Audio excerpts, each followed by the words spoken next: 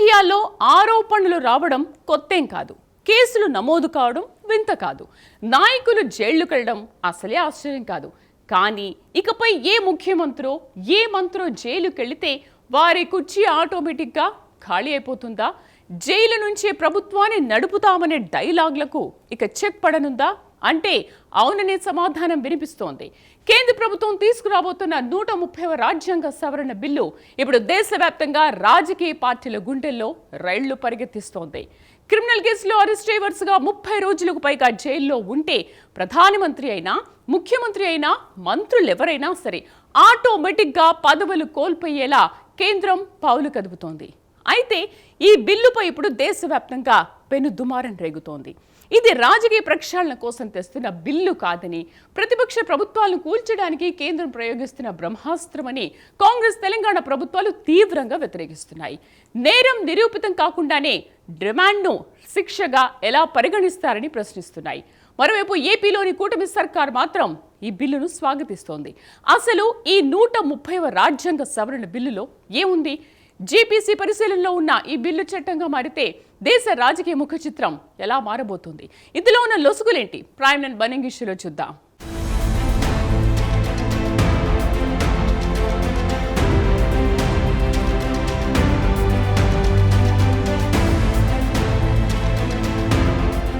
భారత రాజకీయ వ్యవస్థలో సమూల మార్పులు తీసుకురావాలనే ఉద్దేశంతో కేంద్ర ప్రభుత్వం అడుగులు వేస్తోంది.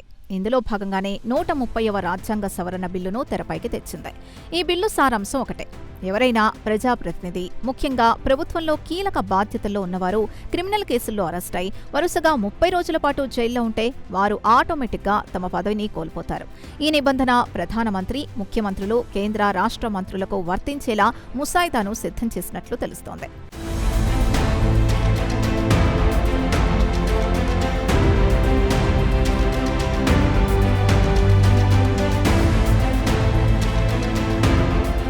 అత్యంత కీలకమైన ఈ బిల్లు ప్రస్తుతం జాయింట్ పార్లమెంటరీ కమిటీ పరిశీలనలో ఉంది. అన్ని పార్టీల ఎంపీలతో కూడిన ఈ కమిటీ బిల్లులోని సాధ్యాసాధ్యాలపై, న్యాయపరమైన చిక్కులపై సుదీర్ఘంగా చర్చిస్తోంది. ఇప్పటికే జేపీసీ కొన్ని కీలక సిఫార్సులు కూడా చేసినట్లు ఢిల్లీ వర్గాల్లో ప్రచారం జరుగుతోంది. ప్రజాస్వామ్య వ్యవస్థలో పారదర్శకత పెంచడానికి, నేర చరిత్ర ఉన్నవారు ప్రభుత్వాలను నడపకుండా నిరోధించడానికి ఈ బిల్లు అత్యంత ఆవశ్యకమని కేంద్రం వాదిస్తోంది.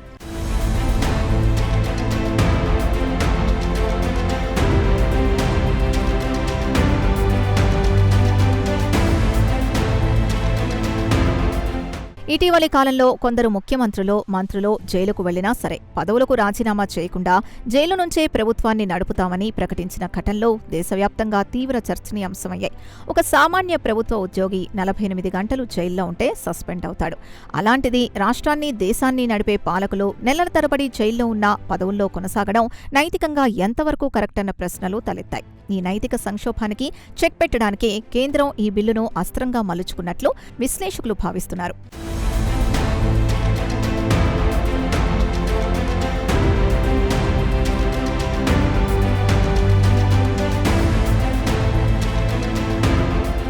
అయితే కేంద్రం తెస్తున్న ఈ బిల్లును కాంగ్రెస్ సహా ఇతర ప్రతిపక్ష పార్టీలు తీవ్రంగా వ్యతిరేకిస్తున్నాయి. ఇది రాజకీయ ప్రక్షాళన కోసం తెస్తున్న బిల్లు కాదని, కేవలం ప్రతిపక్షాల్ని అణిచివేయడానికి, వారి ప్రభుత్వాల్ని కూల్చడానికి కేంద్రం పన్నుతున్న కుట్ర అని కాంగ్రెస్ ఆరోపిస్తోంది. ఎన్నికల్లో ప్రజలిచ్చిన తీర్పును గౌరవించకుండా దర్యాప్తు సంస్థల్ని ఉసిగొల్పి అక్రమ అరెస్టుల ద్వారా ప్రజా తీర్పును మార్చేలా ఈ బిల్లు ఉందని తెలంగాణ ప్రభుత్వం తీవ్ర ఆగ్రహం వ్యక్తం చేస్తోంది.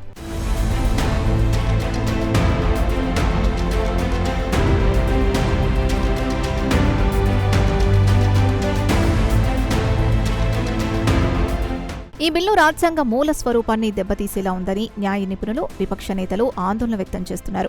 ప్రస్తుతం ఉన్న ప్రజా ప్రాతినిధ్య చట్టం ప్రకారం ఒక ప్రజాప్రతినిధికి కోర్టు కనీసం 2 ఏళ్ల జైలు శిక్ష విధిస్తేనే పదవి కోల్పోతారు. కానీ నేరం నిరూపితం కాకుండానే కేవలం ఆరోపణల దశలో అరెస్టై 30 రోజులు జైల్లో ఉన్నంత మాత్రాన పదవి నుంచి తొలగించడం చట్టవిరుద్ధమని విపక్షాలు బలంగా వాదిస్తున్నాయి.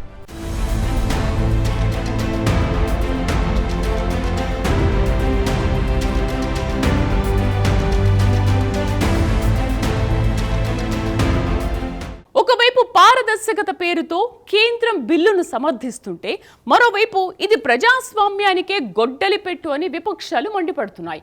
ముఖ్యంగా తెలంగాణ సర్కార్ ఈ బిల్లుపై తీవ్ర అభ్యంతరాలు వ్యక్తం చేస్తోంది.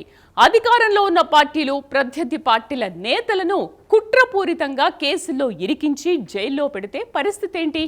శాసనసభను విశ్వాసంలోకి తీసుకోకుండానే, ఫ్లోర్ టెస్టుతో సంబంధం లేకుండానే ఒక ముఖ్యమంత్రిని పదవి నుంచి ఎలా తొలగిస్తారు? అసలు ఈ బిల్లులో ఉన్న ఆ అతిపెద్ద లొసుగు ఏంటి? Let's continue.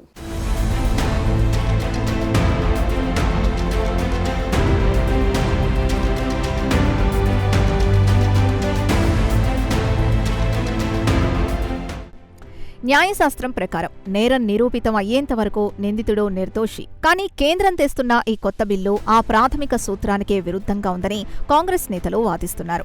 కేవలం దర్యాప్తు సంస్థలు నమోదు చేసిన ఎఫ్ఐఆర్ ఆధారంగా అరెస్ట్ చేసి 30 రోజులు రిమాండ్లో ఉంచినంత మాత్రాన ఆ రిమాండ్నే తుది తీర్పుగా భావించి పదవి నుంచి ఎలా తొలగిస్తారని ప్రశ్నిస్తున్నారు.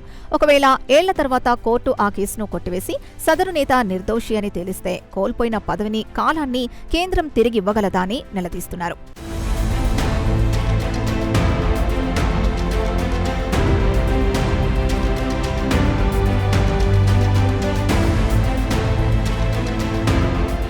కేంద్రంలో అధికారంలో ఉన్న పార్టీ, రాష్ట్రాల్లోని ప్రతిపక్ష ప్రభుత్వాలను కూల్చడానికి ఈ బిల్లును ఒక ఆయుధంగా వాడుకునే ప్రమాదం ఉందని కాంగ్రెస్ అనుమానిస్తోంది. ఉదాహరణకు, ఒక రాష్ట్ర ముఖ్యమంత్రిని, కీలక మంత్రుల్ని ఏదో ఒక కేసులో ఇరికించి అరెస్టు చేసి వారికి 30 రోజుల పాటు బెయిల్ రాకుండా దర్యాప్తు సంస్థల ద్వారా అడ్డుకుంటే ఆటోమేటిక్గా ఆ ప్రభుత్వం కూలిపోతుంది. శాసనసభలో మెజారిటీ ఉన్నప్పటికీ ఫ్లోర్ టెస్టుతో సంబంధం లేకుండానే దొడ్డిదారిన ప్రభుత్వాల్ని కూల్చే కుట్ర ఇందులో దాగుందని విపక్షాలు ఆక్రోశిస్తున్నాయి.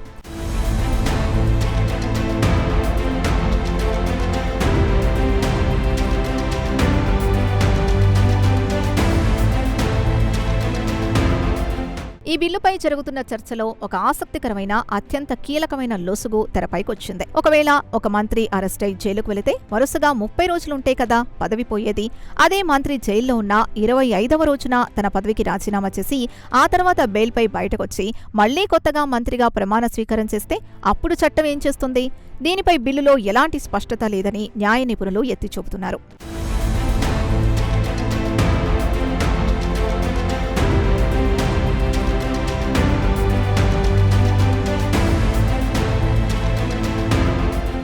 మన దేశ రాజకీయ నాయకులు చట్టంలోని లొసుగుల్ని వాడుకోవడంలో దిట్టలు. 30 రోజుల నిబంధనను తప్పించుకోవడానికి 29వ రోజు రాజీనామా చేయడం, బయటకు రాగానే మళ్లీ ప్రమాణం చేయడం లాంటి డ్రామాలకు తెరతీస్తే ఈ బిల్లు అసలు ఉద్దేశమే నీరుగారిపోతుందని విశ్లేషకులు భావిస్తున్నారు. ఇలాంటి టెక్నికల్ గ్యాప్స్ ని పూడ్చకుండా బిల్లును ఆదరాబాదరాగా తీసుకొస్తే అది రాజకీయ చదరంగంలో సరికొత్త ఎత్తుగడలకు, రాజ్యాంగ సంక్షోభాలకు దారితీస్తుందన్న ఆందోళన వ్యక్తమవుతోంది.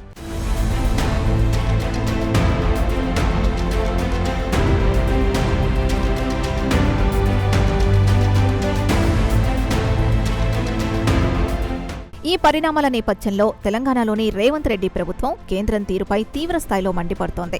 ప్రతిపక్షాల్ని భయభ్రాంతులకు గురి చేయడానికి ఈ 130వ రాజ్యాంగ సవరణను తెరపైకి తెచ్చారని ఆరోపిస్తోంది. ప్రజాస్వామ్యంలో ప్రజలే సుప్రీమని, వారు ఎన్నుకున్న ప్రభుత్వాన్ని కేవలం దర్యాప్తు సంస్థల అరెస్టుల ద్వారా రద్దు చేయడం ఫెడరల్ స్ఫూర్తికి విరుద్ధమని తెలంగాణ సర్కార్ జేపీసీకి తన అభ్యంతరాల్ని వ్యక్తం చేసినట్లు తెలుస్తోంది.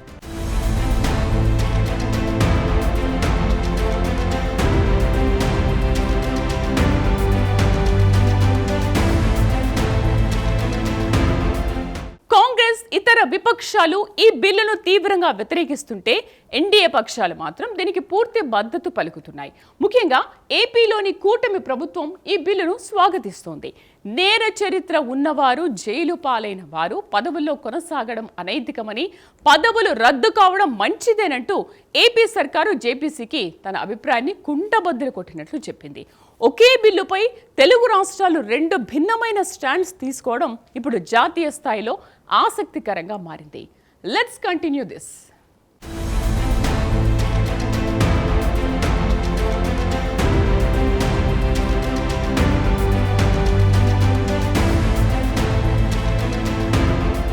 కేంద్రం తీసుకొస్తున్న ఈ బిల్లును ఎన్డీఏ భాగస్వామ్య పక్షాలు బలంగా సమర్థిస్తున్నాయి.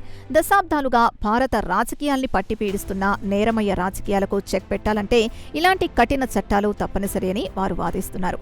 ఒక వ్యక్తి జైల్లో ఉంటూ రాష్ట్రాన్ని ఎలా పాలిస్తాడని, ఫైళ్లపై ఎలా సంతకాలు చేస్తాడని, అధికారులతో సమీక్షలు ఎలా నిర్వహిస్తాడని వారు లాజికల్గా ప్రశ్నిస్తున్నారు. జైలు నుంచి పాలన అనేది రాజ్యాంగం కల్పించిన వెసులుబాటు కాదని, అది వ్యవస్థను అపహాస్యం చేయడమేనని ఎన్డీఏ నేతలు స్పష్టం చేస్తున్నారు.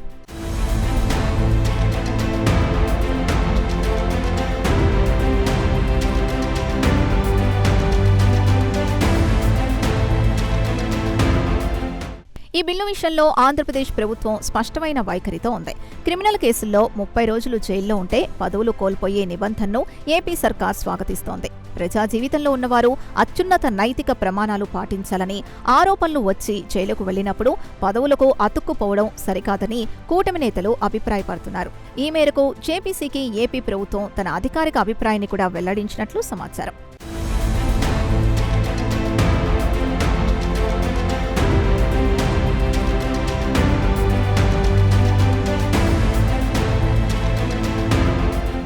ఏపీ ప్రభుత్వం ఈ బిల్లును సమర్థించడం వెనుక బలమైన రాజకీయ, నైతిక కారణాలున్నాయని విశ్లేషకులు భావిస్తున్నారు.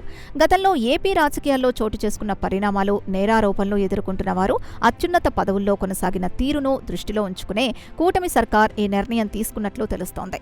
అయితే ఒకవైపు నైతికత పేరుతో ఏపీ మద్దతిస్తుంటే, మరోవైపు రాజకీయ కక్ష సాధింపు పేరుతో తెలంగాణ వ్యతిరేకిస్తూ ఉండడం ఈ బిల్లు చుట్టూ ఉన్న సంక్లిష్టతను తెలియజేస్తోంది.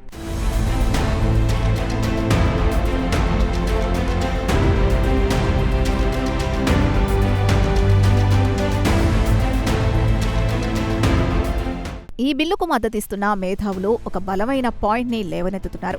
ఒక సామాన్య పౌరుడు లేదా ప్రభుత్వ ఉద్యోగి ఏదైనా కేసులో ఇరుక్కొని 48 గంటలు జైల్లో ఉంటాయి. అతని ఉద్యోగం ఊడిపోతుంది. మరి చట్టాల్ని తయారు చేసే నాయకులు నెలల తరబడి జైల్లో ఉన్నా వారి పదవులు ఎందుకు పోకూడదు? సామాన్యుడికో న్యాయం, పాలకులకో న్యాయం ఉండకూడదన్నదే ఈ బిల్లు ప్రధాన ఉద్దేశమని వారు విశ్లేషిస్తున్నారు.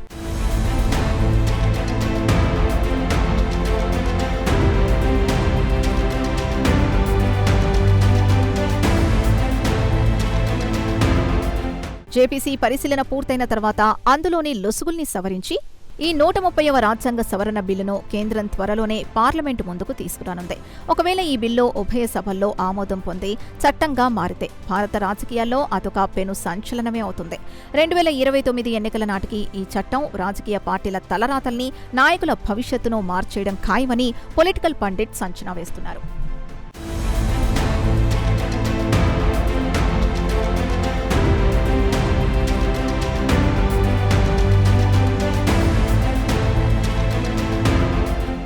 రాజకీయాలను నేరరహితంగా మార్చాలన్నది దశాబ్దాలుగా దేశ ప్రజల కల. ఆ దిశగా కేంద్రం తెస్తున్న 130వ రాజ్యాంగ సవరణ బిల్లు పైకి చూడ్డానికి ఒక అద్భుతమైన సంస్కరణలా కనిపిస్తోంది. జైలుకెళ్లిన వారు పదవుల్లో కొనసాగకూడదన్న నైతిక వాదనను ఎవరూ కాదనలేరు. కానీ అదే సమయంలో కాంగ్రెస్, తెలంగాణ ప్రభుత్వాలు లేవనెత్తుతున్న అనుమానాలు కూడా కొట్టిపారేయలేం. దర్యాప్తు సంస్థలను గుప్పిట్లో పెట్టుకుని తప్పుడు కేసులతో ప్రతిపక్ష ప్రభుత్వాలు కూల్చడానికి ఈ చట్టం ఒక ఆయుధంగా మారితే అది ప్రజాస్వామ్యానికే అతిపెద్ద ముప్పు. నేరం నిరూపితం కాకుండానే రిమాండ్ను శిక్షగా పరిగణించడం న్యాయ సూత్రాలకు విరుద్ధం. అందుకే జేపీసీ ఈ బిల్లులోని లొసుగులను, రాజకీయ కక్ష సాధింపులకు ఆస్కారమిచ్చే క్లాజులను పూర్తిగా తొలగించాల్సిన అవసరం ఉంది. ఈ బిల్లు నిజంగా రాజకీయాలను ప్రక్షాళన చేసే బ్రహ్మాస్త్రం అవుతుందా, లేక ప్రతిపక్షాలను అణిచివేసే పాశుపతాస్త్రం అవుతుందా అన్నది రాబోయే రోజుల్లో పార్లమెంటు వేదికగా తేలనుంది.